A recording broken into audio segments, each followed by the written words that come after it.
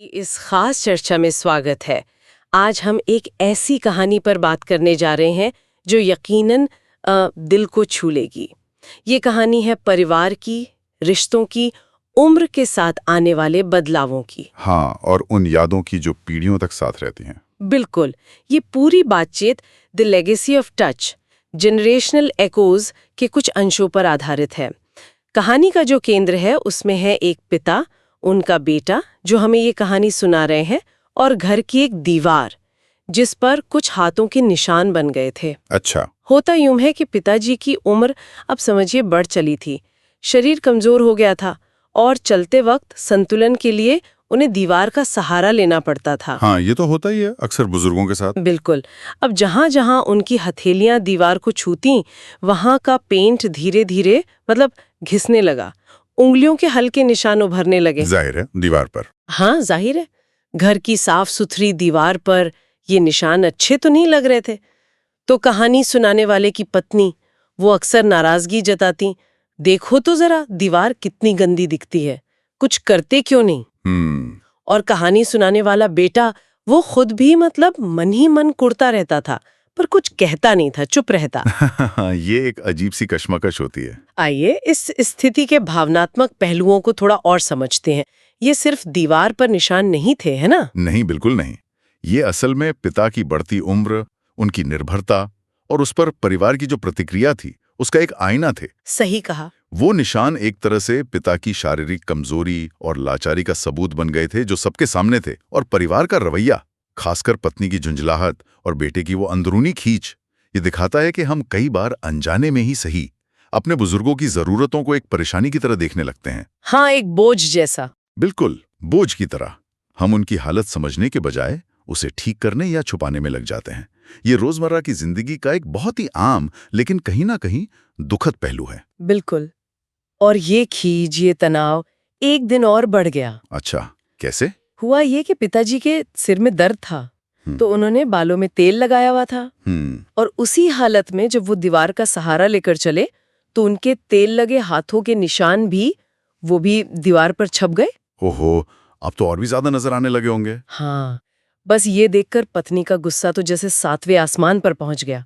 उन्होंने बेटे यानी कथावाचक से कहा, अब तो हद ही हो गई।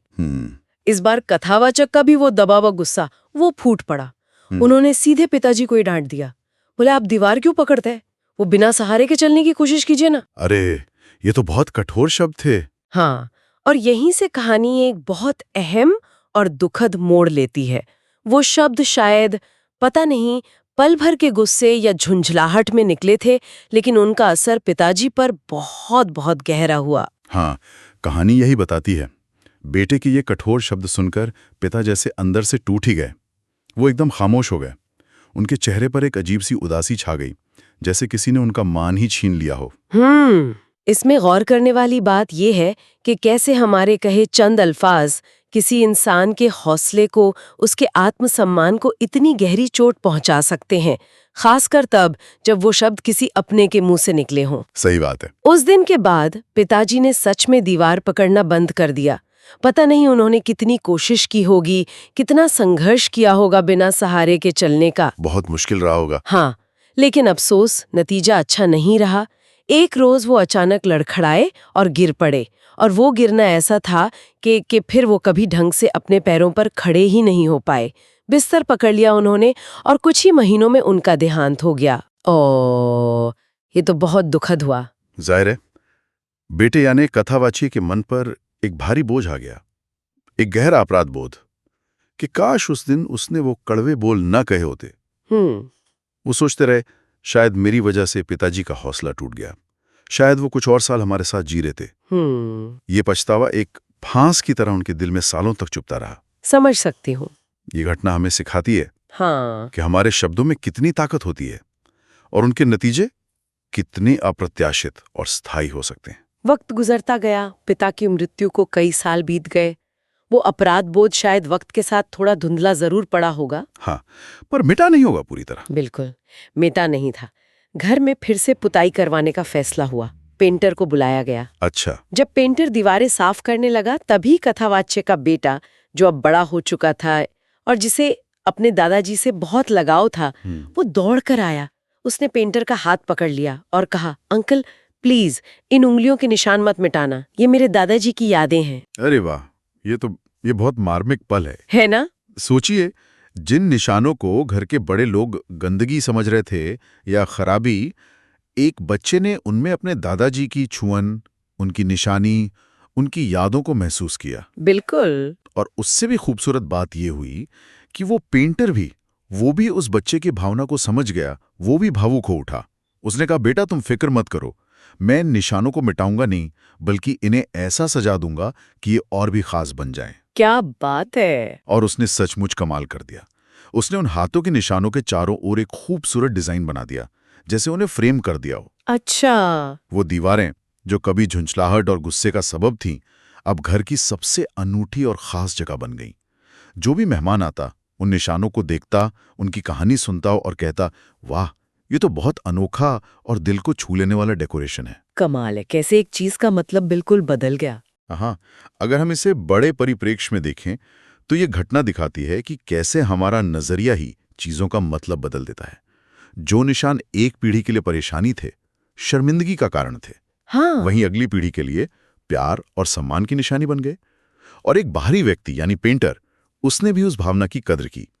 कैसे एक नकारात्मक लगने वाली चीज एक सकारात्मक और गहरे भावनात्मक प्रतीक में तब्दील हो गई। हाँ, और फिर जैसा कि अक्सर होता है, समय का चक्र पूरा घूमता है।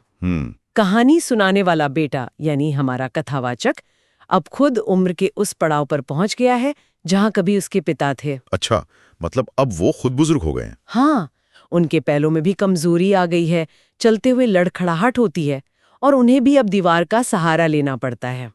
और जब वो दीवार का सहारा लेते हैं तो उन्हें बरसों पहले अपने पिता को कहे वो कठोर शब्द याद आ जाते हैं। वो अपराध बोध फिर जाग गया होगा। हाँ, वही पुराना अपराध बोध फिर से सिर उठाता है। वो सोचते हैं कि कहीं उनका बेटा भी उनके बारे में वैसा ही न सोचे जैसा उन्होंने अपने पिता के बारे में सोचा था, और इसी डर से वो बिना सहारे के चलने की कोशिश करते हैं। लेकिन इस बार कहानी शायद अलग तरह से आगे बढ़ती है। हाँ, इस बार अलग है।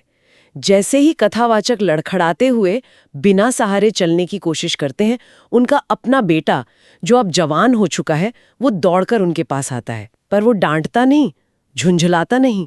तो क्या कहता है वो? वो बड़े प्यार से कहता है, पापा प्लीज दीवार पकड़ लीजिए, आराम से चलिए, कहीं गिर ना जाए। क्या बात है!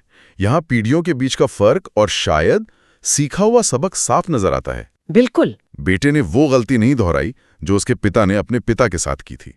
उसने गुस्सा या नाराजगी नहीं, बल्कि हमदर्दी और सहारा दिखाया। हाँ, और ये शब्द सुनकर कथावाचक की आंखों में आंसू आ जाते हैं। कहाँ वो पुरानी कड़वी याद और कहाँ बेटे का ये प्यार भरा रवैया। ये समझ और सहारे का एक बहुत खूबसूरत प्रदर्शन था। और ये सिलसिला यहीं नहीं रुकता, कहानी और भी प्यारी हो जाती है। अच्छा, और क्या होता है? जब कथावाचक की नन्ही पोती वहां आ जाती है, वो बड़ी मासूमियत से अपने दादाजी से पूछती है, दादाजी आप दीवार क्यों पकड़ते हो, आप मेरा कंधा पकड़ो ना। अरे वाह, छोटी सी बच्ची। हाँ, कथावाचक कांपते हुए हाथों से अपनी उस नन्ही सी पोती का कंधा थाम लेते हैं और वो छोटी सी बच्ची उन्हें बड़े प्यार से सहारा देकर धीरे धीरे सोफे तक ले जाती है। क्या नजारा होगा वो! उसकी ये मासूमियत, उसका ये निश्चल सहारा देखकर कथावाचक की आंखों से आंसू बहने लगते हैं। फिर वो पोती अपनी ड्राइंग कॉपी लाती है और दिखाती है। उसने कॉपी में एक तस्वीर बनाई होती है, दीवार पर बने उसके परदादा के यानी कथावाचक के पिता के हाथों के निशान। अच्छा, उसने वो निशान बनाए? हाँ, और उस तस्वीर के नीचे उसने लिखा होता है, अगर हर बच्चा अपने बड़ों का ऐसे ही सहारा बने तो कोई भी बूढ़ा कभी अकेला महसूस नहीं करेगा। ओह, ये तो बहुत गहरी बात लिख दी बच्ची ने। बहुत गहरी। यह देखकर कथावाचक खुद को रोक नहीं पाते। वो अपने पिता को याद करके फूट फूट कर रो पड़ते हैं और मन ही मन उनसे माफी मांगते हैं। उन्हें जिंदगी के चक्र की सच्चाई का, समय की ताकत का गहरा एहसास होता है कि यह पहिया घूमता रहता है, कोई इससे बच नहीं सकता। आज जो मजबूत है, कल उसे भी सहारे की जरूरत पड़ेगी। बिल्कुल। ये पूरी कहानी एक जरूरी सवाल मन में लाती है।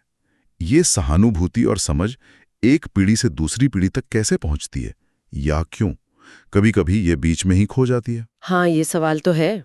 इस कहानी में बेटे का बदलावा व्यवहार और पोती की वो मासूमियत भरी समझ एक उम्मीद जरूर जगाती है। तो इस सब का निचोड़ क्या है? इस पूरी कहानी से हम क्या समझ सकते हैं? क्या लगता है आपको? मेरे विचार में ये कहानी हमें बहुत ही सादगी से लेकिन गहराई से कुछ बातें समझाती है। अपने बुजुर्गों का सम्मान करना, हाँ, उम्र के साथ आने वाली उनकी शारीरिक और मानसिक तकलीफों को समझना बिल्कुल। दिलाती है कि बुढ़ापे की कमजोरियां कोई ऐब नहीं है, बल्कि जीवन का एक स्वाभाविक हिस्सा है। और उस वक्त उन्हें हमारी डांट फटकार या झुंझलाहट की नहीं, बिल्कुल नहीं। बल्कि हमारे प्यार, सब्र और सहारे की सबसे ज्यादा जरूरत होती है। सही कहा। और ये सिर्फ हमारे समझने की बात नहीं है, ये वो सीख है जो हमें अपनी अगली पीढ़ी को भी देनी है, जैसा उस नन्ही पोती ने अपनी ड्राइंग में लिखा। हाँ, कि बड़ों का सहारा बनना। हाँ, बच्चों को ये सिखाना कि अपने बड़ों का हाथ थामना, उनका सहारा बनना शायद दुनिया की सबसे बड़ी नेकियों में से एक है। बिल्कुल सही कहा। और अगर हम एक कदम और आगे जाके सोचें तो ऑफ कोर्स, तो ये कहानी हमें इस पर भी विचार करने के लिए मजबूर करती है किस पर? कि हम खुद अपनी आने वाली पीढ़ियों के लिए दीवारों पर, यूं कहें कि उनके जीवन में कैसे निशान छोड़ रहे हैं।